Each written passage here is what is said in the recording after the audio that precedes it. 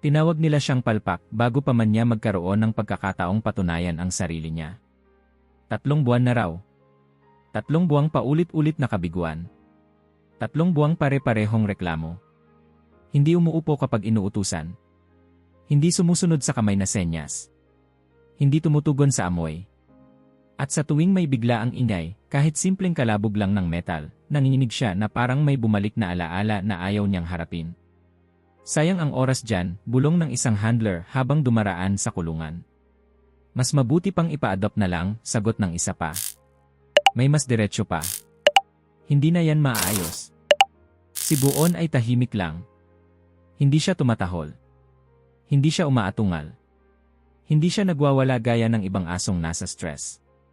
Umuupo lang siya sa sulok ng kulungan, ang katawan ay tuwid, ang ulo ay bahagyang nakababa, at ang mga mata niya ay parang laging nagmamasid.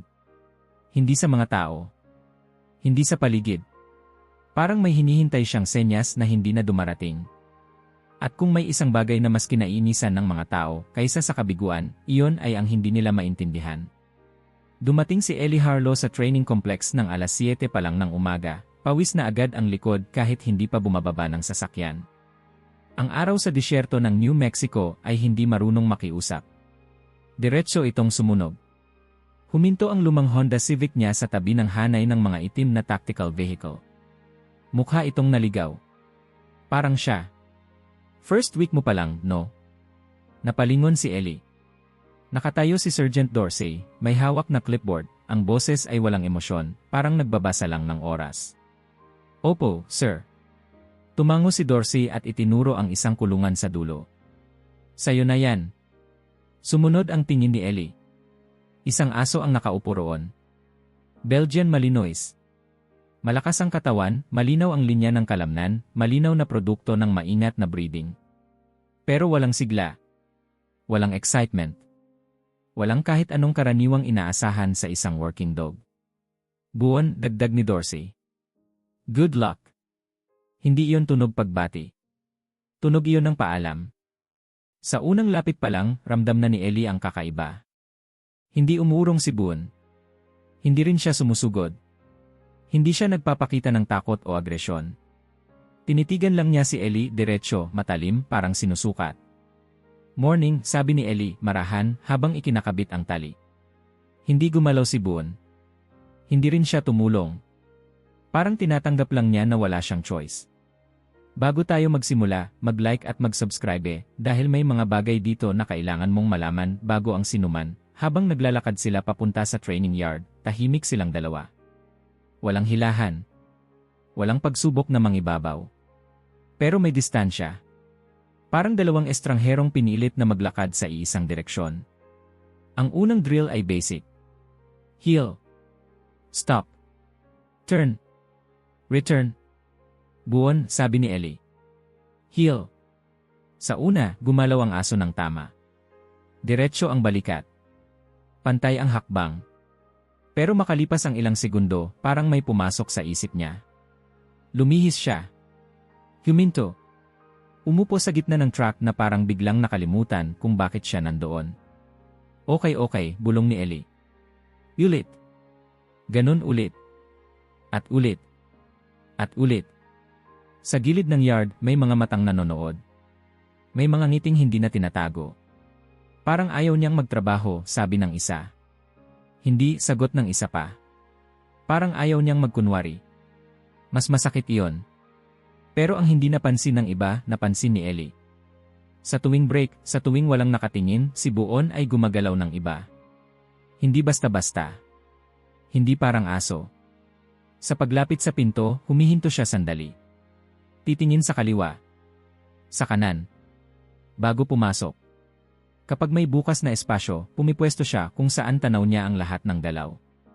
Hindi ito tinuturo sa basic training. Focus, Buon, sabi ni Ellie minsan, hindi galit. Alam kong kaya mo. Tumingin si Buon sa kanya. Hindi galit. Hindi rin sunod-sunuran. Parang nagtatanong. Para bang sinasabi, anong klaseng focus ang gusto mo? Sa scent work, mas lalong naging malinaw ang problema. 4 na kahon. Isa lang ang may target scent.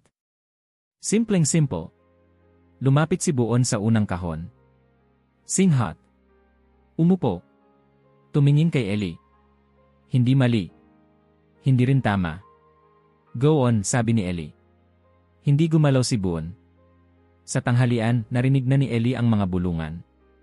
Project mo yan, no? Tanong ni Officer Martinez, may halong biro. 3 linggo na, wala pa ring progress, dagdag ni Reeves, diretsyo. Ako, 2 araw lang, sabi niya. Basic recall pa lang. Tumawa ang iba. Hindi malakas. Hindi bastos.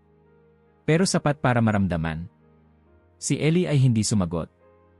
Hindi dahil wala siyang sagot, kundi dahil hindi rin niya alam. Pero si Buon bahagyang bumaba ang tenga. Hindi sa takot. Sa hiya. At doon unang naisip ni Ellie, hindi ito aso na ayaw. Ito aso na marunong at may inaalala. Nang gabing iyon, habang paalis na ang lahat, nanatili si Ellie. Umupo siya sa bench sa labas ng kulungan. Hindi siya nag-utos. Hindi siya nagsanay. Nandoon lang siya. Hindi ko alam kung ano ang dinaanan mo, sabi niya, halos pabulong. Pero hindi ka nag-iisa. Tahimik si Buon. Pero gumalaw ang tenga niya. Kaunti lang. Pero sapat. At sa sandaling iyon, may nabuksang tanong na hindi pa handang sagutin ng kahit sino. Kung talagang palpak si Buon, bakit parang may hinihintay siya? Hindi nagising si Ellie dahil sa alarm. Nagising siya dahil sa bigat sa dibdib. May ilang segundo siyang nakahiga lang, nakatitig sa kisam ng maliit niyang apartment, habang inuulit ng isip niya ang parehong tanong mula kagabi, ano bang mali ang ginagawa ko? 5:00 pa lang ng umaga, pero gising na siya. Masyadong maaga para sa araw, masyadong huli para umatras. Tumayo siya, nagsuot ng uniforme, at bago lumabas, napatingin siya sa salamin. Mukha siyang pagod. Hindi sa katawan, kundi sa loob. Pagdating niya sa kompleks, tahimik pa ang paligid. Walang sigawan, walang utos, walang ingay ng bakal. Tanging ang hangin ng disyerto at ang mahinang tunog ng mga kulungan. Dumiretso siya kay Buon. Naroon ang aso, gising na, nakaupo sa parehong sulok. Parang hindi man lang natulog. Morning, sabi ni Ellie, mas mahina kaysa kahapon. Hindi gumalaw si Buon. Pero nang ikabit ni Ellie ang tali, napansin niyang hindi na ito kasing tigas. Maliit na bagay. Pero napansin niya. Sa unang drill ng araw, sinunod ni Ellie ang manual. Eksakto. Walang shortcut. Walang personal na interpretasyon. Heel. Walang galaw. Sit. Umupo si Buon. Mabagal. Parang pinag-isipan muna. Stay. Tumayo ulit. May buntong hininga mula sa gilid ng yard. Ellie, tawag ni Instructor Wells. Consistency. Kailangan mo ng authority. Tumango si Ellie. Yes, sir. Sinubukan niyang itaas ang boses. Hindi sigaw pero mas matatag. Heel. Sumunod si Buon ng 2 hakbang tapos huminto. Parang may biglang pumasok sa isip niya. Tumingin siya sa kanan. Sa kaliwa. Sa likod. Hindi parang asong nalilito. Parang asong nagbabantay. Focus, sigaw ng isang handler mula sa gilid. Napansin yon ni Buon. Bumaba ang tenga niya. Umupo siya. Tumingin kay Ellie. Diretso. At doon nagsimula ang pakiramdam na parang hindi lang aso ang sinusubukan ng lahat. Parang siya rin. Sa tracking exercise, mas malinaw ang kabiguan. Inilatag ang trail. Simpleng path sa buhangin. Walang hangin. Walang distraction. Kaya yan, sabi ni Ellie, halos hinihikayat ang sarili. Pinasinghot niya si Buon. Binitiwan ang tali. Sa unang ilang metro, maayos. Mababa ang ilong. Dahan-dahan. Tapos biglang huminto. Umupo. Tumingin sa paligid. At umatras pabalik kay Ellie. Go, sabi ni Ellie. Hanapin mo. Hindi gumalaw si Buon. Hindi niya sinusunod ang scent, sabi ni Reeves, hindi man lang ibinababa ang boses. Parang ayaw niya talaga. Or hindi niya gusto ang paraan, sagot ni Ellie bago pa man niya mapigilan ang sarili. Tahimik ang paligid sandali. Excuse me, tanong ni Reeves. Hindi na sumagot si Ellie. Hindi dahil duwag siya. Kundi dahil hindi niya rin sigurado ang sinasabi niya. Alam lang niya may mali. At hindi iyon simpleng kakulangan sa training. Sa noise exposure drills, mas lumala. Unang tunog pa lang ng metal na bumagsak, nag-tense na si Buon. Hindi nagpanik. Hindi rin umatras. Nag-freeze siya. Parang estatwa. Okay lang, sabi ni Ellie, lumuhod. Nandito lang ako. Sunod ang tunog ng busina. Bahagyang umiling si Buon. Mabilis. Kontrolado. Pagdating sa recorded gunshot, hindi pa man malakas, biglang umatras si Buon. Isang hakbang. 2. Tapos tumalikod. Control your dog, sigaw ni Wells. Hinila ni Ellie ang tali bago pa makatakbo si Buon. Nakaramdam siya ng mga matang nakatingin. Mga husgang hindi sinasabi pero ramdam. Sa lunch break, walang umupo sa tabi ni Ellie. Naririnig niya ang usapan sa kabilang mesa. Hindi siya tatagal. Hindi rin yung aso. Sayang ang slot. Tahimik lang siya. Pero sa gilid ng paningin niya, nakita niyang si Buon ay hindi nakahiga. Nakatayo siya. Tahimik. Nakatingin sa pinto ng cafeteria. Sa bawat taong dumadaan, sinusundan ng mata. Sinusukat ang distansya. Ang galaw. Ang kamay. Parang hindi siya nandito. At doon muling bumalik ang tanong, ano ba talaga ang hinahanap niya? Kinahapunan, nang magsimula ng mag-uwian ng iba, may nangyaring hindi napansin ng kahit sino, maliban kay Ellie. Habang nililigpit ang kagamitan, may pinto sa gilid ng training building na biglang bumukas dahil sa hangin. Malakas ang kalabog. Reflex ang galaw ni Buon. Hindi siya tumakbo. Hindi siya umatras. Umikot siya. Mabilis. Pumwesto sa anggulong tanaw ang pinto at ang open yard. Mababa ang katawan. Handang gumalaw. 1 segundo lang. 2. Tapos, nang mapansin niyang wala namang sumusunod na utos, bumalik siya sa dati. Umupo. Yumuko ang ulo. Para bang may 2 buon. Ang isa, palpak. Ang isa, eksakto. Napansin mo rin, no? Napalingon si Ellie. Si Officer Thompson. 20 taon na sa serbisyo. Ano po, sir? Tanong ni Ellie, kahit alam na niya ang sagot. Kapag walang nanonood, sabi ni Thompson. Ibang aso. Hindi iyon puna. Hindi rin papuri. Obserbasyon lang. Pero kapag official na, dagdag niya, wala. Tumango si Ellie. Opo. Tahimik sila sandali. May mga aso, sabi ni Thompson sa wakas, na hindi bagay sa pulisya. Hindi dahil mahina sila, kundi dahil masyado silang sanay sa ibang mundo. Gusto sanang magtanong ni Ellie. Pero umalis na si Thompson. Kinagabihan, habang isinasara ni Ellie ang kulungan, huminto siya sandali. Bakit? Tanong niya kay Buon. Ano bang hinahanap mo? Hindi sumagot ang aso, syempre. Pero tumingin siya kay Ellie. Hindi diretso. Sa gilid. Parang may iniisip. Sa puntong iyon, malinaw na, hindi na lang ito tungkol sa pagpasa sa training. Hindi na lang ito tungkol sa trabaho. Ito ay laban. Laban ni Ellie sa sistemang hindi marunong maghintay. Laban ni Buon sa mga pamantayang hindi niya pinili. At sa pagitan nila, may isang lihim na unti-unting lumilitaw. Kung palpak talaga si Buon, bakit kapag walang tumitingin, parang alam niya ang ginagawa niya? Nagsimula ang lahat sa isang tunog na hindi dapat naging problema. Hindi ito pagsabog. Hindi rin baril. Isa lang itong sunod-sunod na matitigas na putok mula sa speaker sa gilid ng training yard, bahagi ng environmental exposure drill na ginagawa halos araw-araw. Para sa karamihan ng aso, istorbo lang iyon. Para kay Buon, isa itong pintong biglang bumukas sa lugar na matagal na niyang sinasarhan. Sa unang putok pa lang, nanigas siya. Hindi siya tumahol. Hindi rin siya umatras.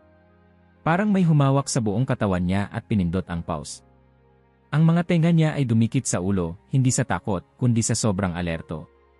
Bumagal ang paghinga niya, naging maikli at kontrolado, parang sinasanay ang sarili na huwag gumawa ng kahit anong ingay.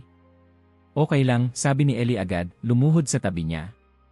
Nandito lang ako. Pero parang wala roon si Buon. Ang mga mata niya ay gumagalaw. Hindi paikot-ikot.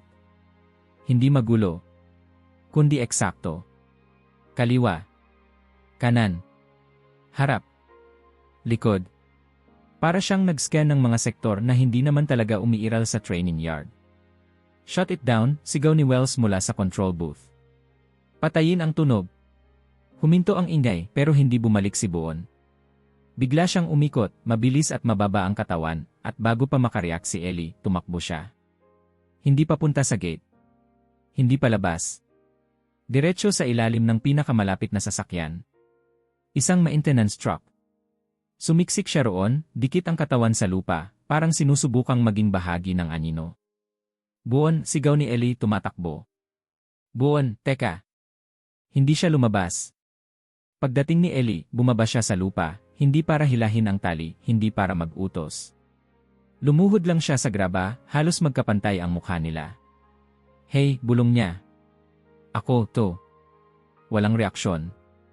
Ang mga mata ni Buon ay bukas na bukas, pero parang hindi siya nakakakita ng kasalukuyan. Ang panga niya ay bahagyang nakabuka, ang paghinga ay kontrolado pero halatang pilit. Para siyang naghihintay ng susunod na utos. O ng susunod na atake. May mga tao sa paligid. May nagmungkahi na hilahin siya palabas. May nagsabing itali muna. May nagmurmur na tapos na yan. Hindi gumalaw si Ellie. Humiga siya sa tabi ng truck, sa parehong antas ni Buon. Inabot niya ang kamay niya, hindi hinahawakan ng aso, kundi inilalagay lang sa harap, kung saan makikita ito ni Buon kung sakaling tumingin siya. Ito lang, sabi niya ng marahan. Hindi kita kukunin. Hindi kita pipilitin. Lumipas ang ilang minuto. 5 minuto. 10. Unti-unting bumagal ang paghinga ni Buon. Hindi agad. Paunti-unti.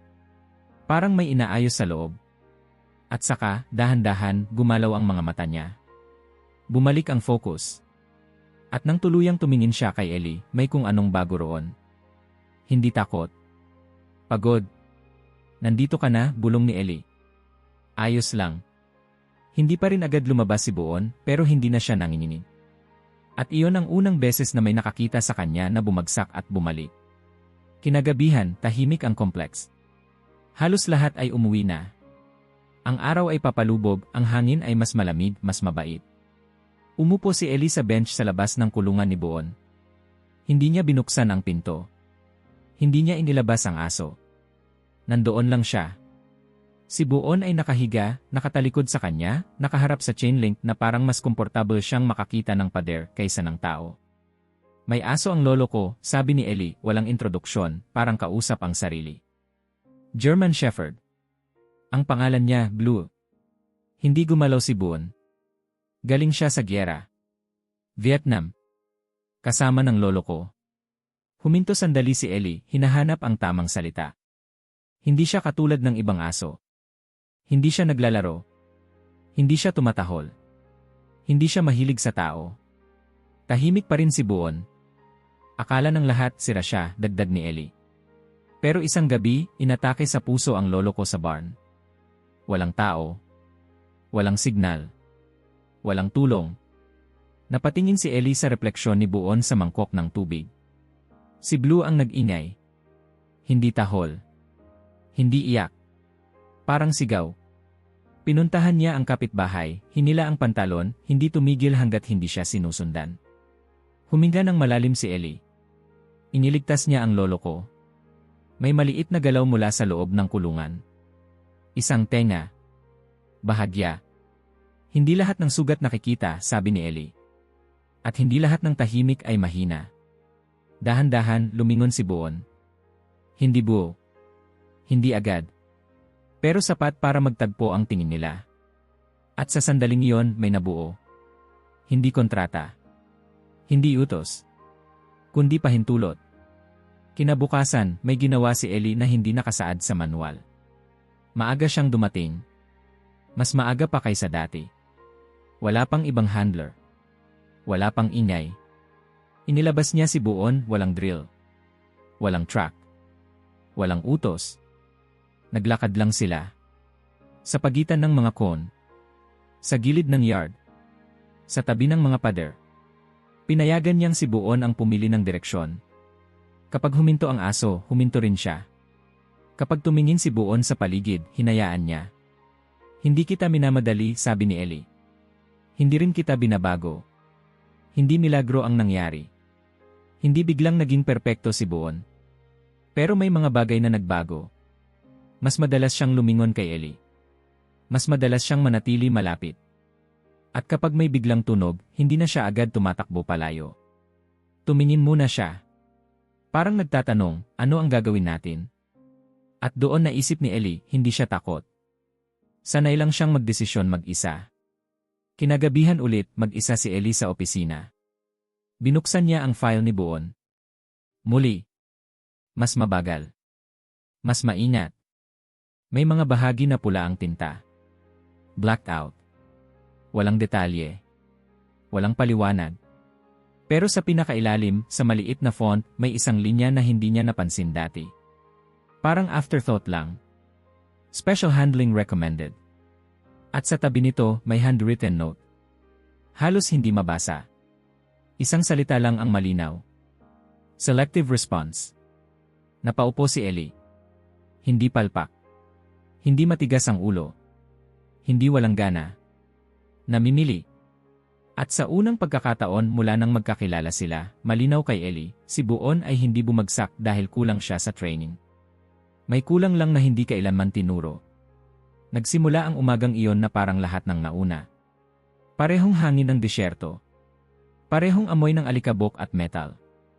Parehong sigaw ng mga instruktor na paulit-ulit na inuulit ang parehong utos na para bang ang lakas ng boses ang sukatan ng husay. Pero may mali. Hindi agad yun napansin ni Ellie. Isang pakiramdam lang sa tiyan, parang may paparating na bagyong hindi pa nakikita. Si Buon ay mas tahimik kaysa dati. Hindi balisa. Hindi rin relaxed. Alert lang. Ang ulo ay bahagyang nakataas, ang mga tenga ay gumagalaw sa bawat tunog, kahit yaong napakalayo. May naririnig ka ba? Tanong ni Ellie habang naglalakad sila papunta sa yard. Hindi sumagot si Buon, syempre. Pero huminto siya sandali. Tumingin sa direksyon ng main gate. At doon ito nagsimula. Dalawang itim na Xiu ang pumasok sa compound. Walang marka. Walang sirena. Pero ang paraan ng pagpasok nila ay hindi humihingi ng permiso. Diretso. Eksakto. Parang alam na alam nila kung saan sila pupunta. Huminto ang usapan sa paligid. May mga handler na napatingin. May mga instruktor na biglang tumuwid ang tindig.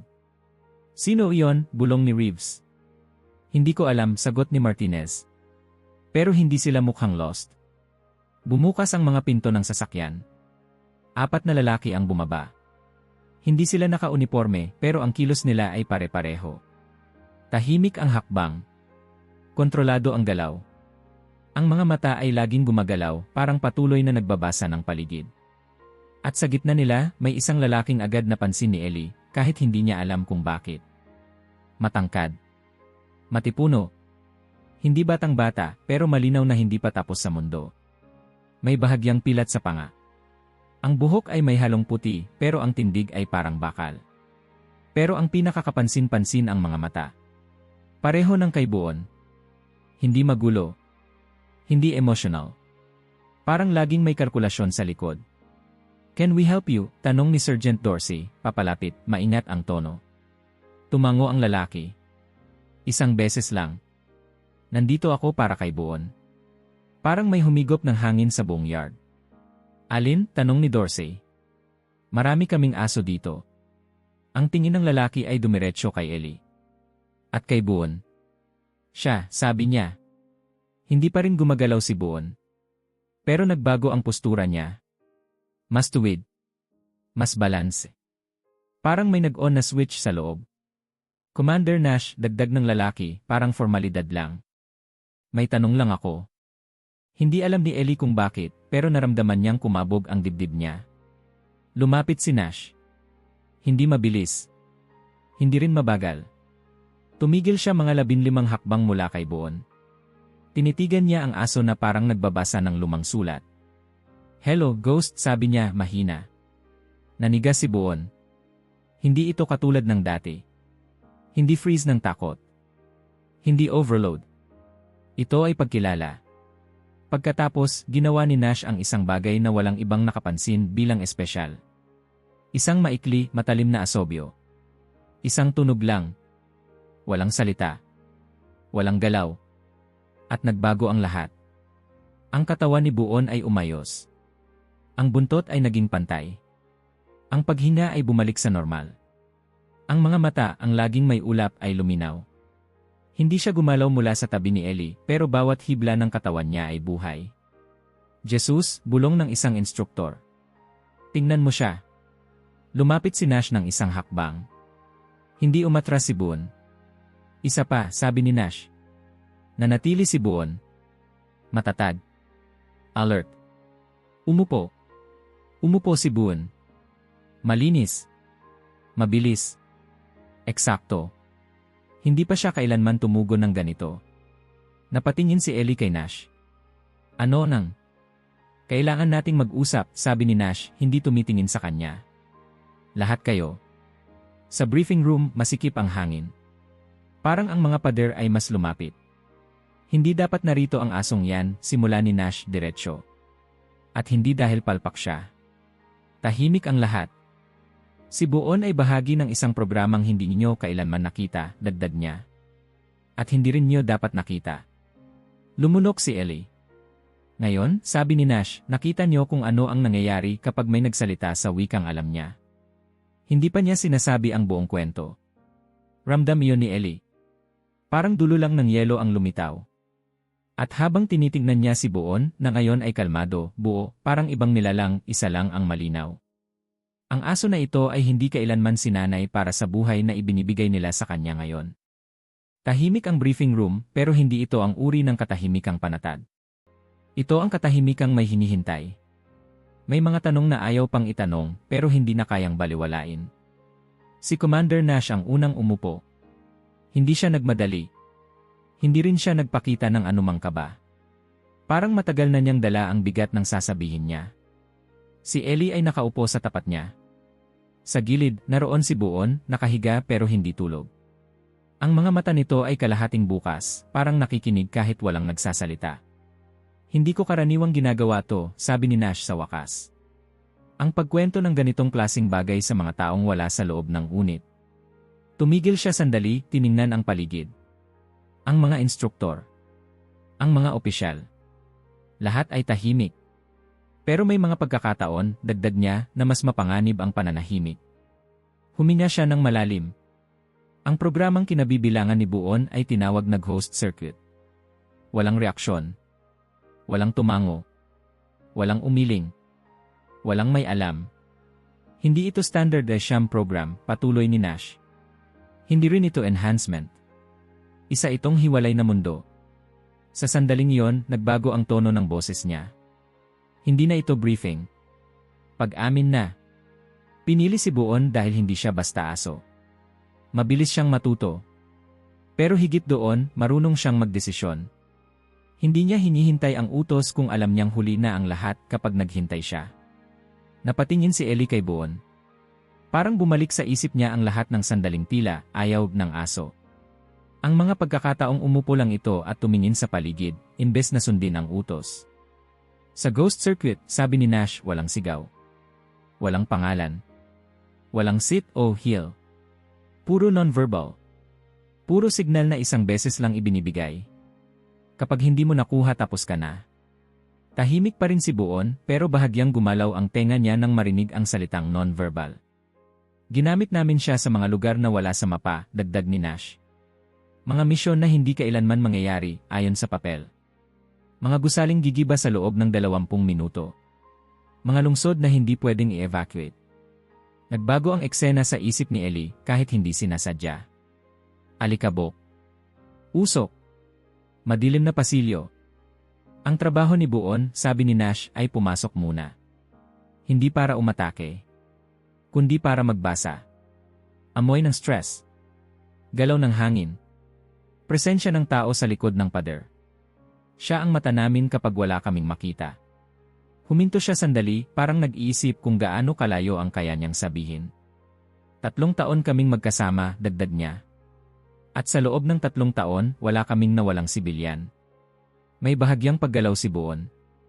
Hindi malinaw. Pero parang may pamilyar sa boses na yon. Hanggang sa Turkey. Ang salitang iyon ay parang bato na bumagsak sa mesa. Eastern Turkey, linaw ni Nash. Extraction mission. Mataas ang value ng target. Mas mataas ang risk. Sa isip ni Ellie, bumilis ang mga larawan. May timeline kami, sabi ni Nash. 20 minuto bago mag-collapse ang buong bloke. Mali ang intel.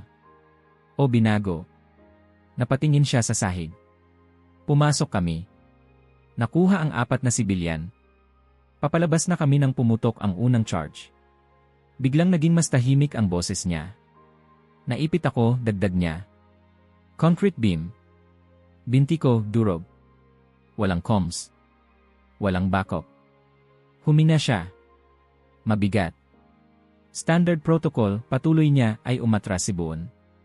Hanapin ang rally point. Dalhin ang rescue team. Napatingin siya kay Buon ngayon. Diretso. Hindi niya ginawa. May bahagyang ungol si Buon. Hindi malakas. Parang hininga lang. Nanatili siya, sabi ni Nash. Nag-establish ng perimeter. 6 na oras. 6 na oras. Dumating sila ng paunti-unti, dagdag niya. Mga armadong grupo. Granada. Small arms fire. Tumigil si Nash. Mahaba. Tinamaan si Buon ng shrapnel, sabi niya sa wakas. 2 beses. 3 sugat. Hindi siya umatras. Hindi siya tumahol. Hindi siya umiyak. Ang mga daliri ni Nash ay bahagyang kumuyom. Nang dumating ang rescue team, dagdag niya, nakita nila siyang nakatayo pa rin. Dumudugo. Nakapwesto. Nagbabantay. Tahimik ang silid. Akala ko mamamatay siya, sabi ni Nash. Kinarga ko siya palabas. Hindi nagsalita si Ellie. Hindi siya makahinga. At hindi lang iyon, dagdag ni Nash. Pagkatapos ng mission, nagkawatak-watak ang unit. Na medical retire ako. Si Buon, ipinasa sa vet system. Umiling siya. At doon nagsimula ang problema. Nagbuka si Ellie ng bibig. Dahil walang sistema para sa ganitong klase ng aso, sagot ni Nash. Hindi siya police dog. Hindi siya patrol. Hindi siya search and rescue. Napatingin siya sa lahat. Operator siya. At doon nagsimulang mag-click ang lahat sa isip ni Ellie. Ang selective response. Ang pag-freeze sa tunog. Ang hindi pagsunod sa utos na walang konteksto. Ang pagiging perpekto kapag walang nanonood. Hindi siya sira, sabi ni Nash. Wala lang siyang manual para sa mundong ito. Tahimik si Buon. Pero sa unang pagkakataon, hindi siya mukhang nawawala. Parang naroon siya. Nakikinig. Ang bawat kabiguan na nakita ninyo, dagdag ni Nash, ay galing sa isang kakayahan. Kapag hindi siya sumusunod agad, sinusuri niya muna. Kapag ayaw niyang umupo, naghahanap siya ng mas ligtas na pwesto. Kapag natitigilan siya sa tunog, hindi siya natatakot. Na-activate siya. Tumayo si Nash. At kung iniisip niyo na tapos na ang lahat, sabi niya, nagkakamali kayo. Napatingin siya kay Ellie. Dahil kung kaya pa rin niyang gumana, dagdag niya, may isang paraan para malaman. Isang katahimikan ulit. Isang test, sabi ni Nash. Hindi mula sa manual niyo. Mula sa mundo niya. At sa sandaling iyon, malinaw kay Ellie, ang tanong ay hindi kung kaya pa ni Buon. Ang tanong ay kung handa ba silang makita ang totoo. Hindi nila tinawag na exercise. Hindi rin drill. Walang checklist. Walang oras na nakasulat sa whiteboard. Ang tawag lang ni Nash ay isang pagtingin. Ang mock village sa silangang dulo ng complex ay bihirang gamitin. Mga plywood na gusali na may basag-basag na bintana, mga eskinita na sinadya ang liko para hindi mo makita ang dulo, mga pintong sumasara ng may kalabog kapag hinanginan. Parang set ng pelikula na iniwan sa araw at alikabok. Para sa karamihan ng museum unit, sobra ito. Para kay Buon, parang pamilyar. Minimal observers, sabi ni Nash habang naglalakad sila papasok. Mas kaunting mata, mas malinaw ang sagot. Nandoon si Ellie, si Sergeant Vix, at 2 instruktor na tahimik lang. Ang mga lalaking kasama ni Nash ay pumwesto sa perimeter, hindi nag-uusap, hindi gumagalaw ng sabay, parang alam na nila ang eksaktong distansya ng isa't isa kahit hindi tumitingin. Lumuhod si Ellie sa tabi ni Buon. Ang aso ay kalmado pero hindi relaxed. Ang katawan ay handa, parang hinihintay lang ang pahintulot. Hindi mo kailangan gawin to, bulong ni Ellie. Kung ayaw mo. Tumingin si Buon kay Nash. Pagkatapos, bumalik ang tingin kay Ellie. Hindi mahaba. Hindi dramatiko. Isang sulyap lang na malinaw ang ibig sabihin, sabihin mo lang kung kailan.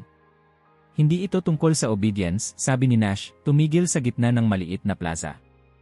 Isang target. Isang scent. Hindi ka bibigyan ng utos kung paano. Hindi mo rin siya kukunin kung hindi niya kaya. May inilabas siyang baril.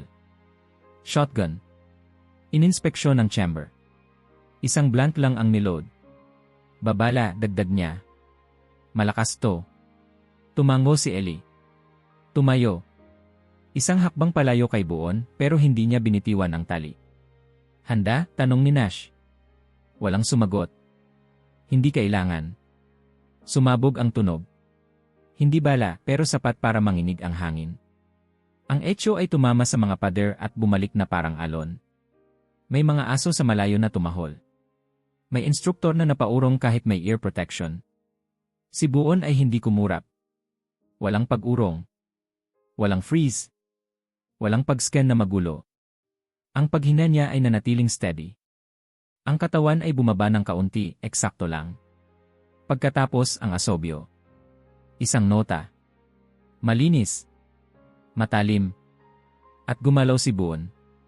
Hindi siya tumakbo. Hindi rin siya gumapang. Dumaloy siya. Mababang galaw, kontrolado, ang mga paa ay halos hindi marinig sa buhangin. Ang ulo ay gumagalaw sa tamang anggulo, hindi pa ikot-ikot, kundi sistematiko. Bawat pinto ay sinusuri. Bawat sulok ay tinatanaw bago lapitan. Napasinghat si Ellie nang hindi niya namamalayan. Ito ang aso na hindi nila nakita sa training yard. Ito ang aso na hindi nagkakamali dahil hindi siya nagmamadali. Ang aso na hindi sumusunod dahil nauuna siyang mag-isip. Pumasok si Buon sa unang gusali. Walang tunog. Lumabas sa likod. Tumawid sa eskinita na parang alam kung saan maaaring may linya ng apoy. Hindi siya nag-aksaya ng oras sa decoy scent. Dumaan lang parang binabasa ang hangin. 1 minuto. 2. Walang nagsasalita. Kahit ang hangin ay parang huminto. Sa 3 gusali, huminto si Buon. Hindi umupo. Hindi rin tumahol. Pumwesto siya sa gilid ng pintuan, isang paa ang bahagyang nakaangat, ang bigat ay nasa likuran. Ang ulo ay nakatuon sa loob, pero ang katawan ay nakahanda sa labas. Overwatch. Sweet Jesus, bulong ng isang instruktor. Lumapit si Nash, maingat, hindi binabasag ang sandali. Sumilip sa loob. Paglabas niya, may ngiting hindi kayang itago. Nahanap niya, sabi ni Nash. At higit pa. Tumingin siya sa lahat. Hindi lang target. Sinuri niya ang sekundaryong banta, pinili ang pinakadepensableng pwesto, at binantayan ang pangunahing approach. Tahimik si Buon. Nakatayo pa rin. Naghihintay. Nagbigay si Nash ng isang maliit na hand signal. Stand down. Doon lang gumalaw si Buon. Bumaling siya, hindi kay Nash kundi kay Ellie. Tumakbo siya, hindi mabilis, hindi mabagal. Diretso. At nang makarating, huminto siya sa tabi ni Ellie, umupo at tumingala. Hindi humihingi ng papuri. Hindi rin naghihintay ng susunod na utos. Parang nagsasabi lang, dito ako. Huminga si Nash ng malalim.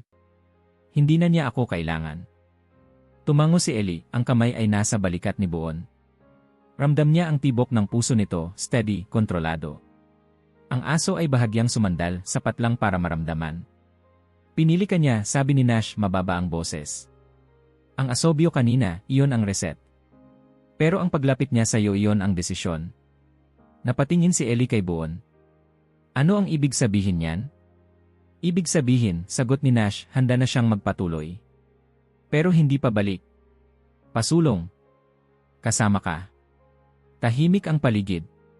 Walang seremonya. Walang palakpak. Pero may bigat ang sandali. At sa gitna ng mock village, malinaw ang katotohanan, ang isang mandirigma ay hindi nawawala kapag tapos na ang digmaan.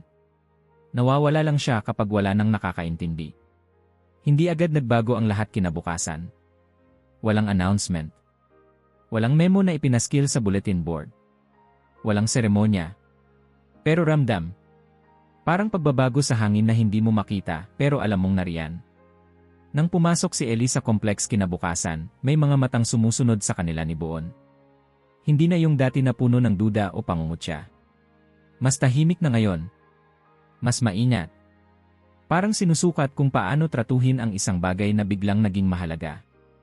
May mga bulungan. Iyon ba yung aso? Yung sa village? Hindi raw police dog yon. Hindi pinansin ni Ellie. Hindi dahil mataas na ang loob niya, kundi dahil alam niyang hindi iyon ang punto. Hindi sila nandito para patunayan ang kahit ano. Sa unang linggo matapos ang test, tinanggal ang pangalan ni Buon sa listahan ng remedial cases. Tahimik lang. Isang linya sa system ang nagbago. Status, reclassified.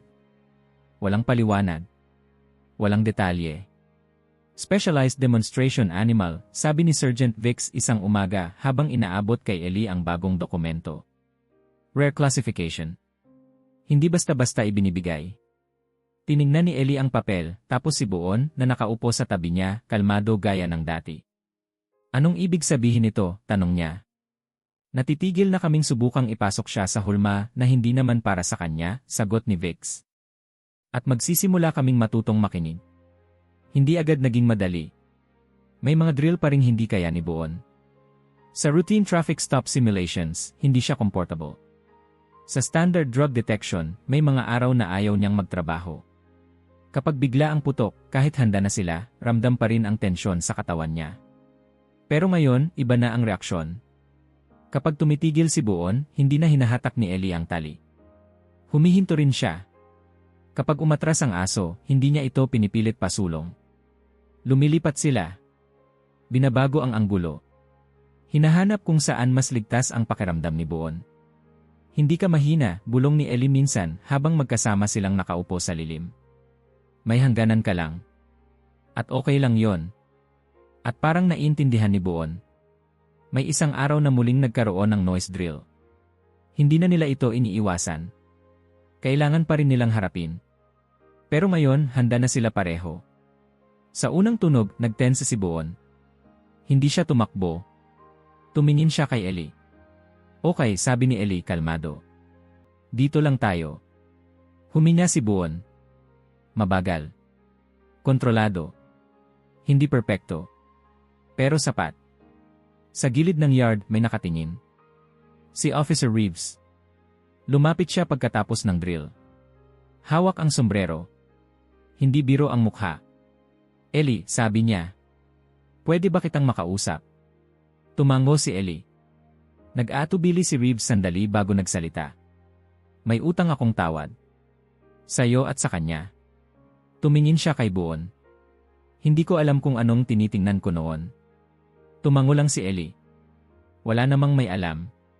Sumunod si Thompson, ang veterano. Diretso gaya ng dati. Command wants you, sabi niya. Interesado silang gumawa ng bagong protocol para sa mga asong galing military service. Trauma-informed. Hindi standard. Napatingin si Ellie. Talaga po. Tumango si Thompson. Mukhang mas marami pang katulad niya kaysa sa inaakala natin. Ang salitang iyon ay tumama ng mas mabigat kaysa inaasahan ni Ellie.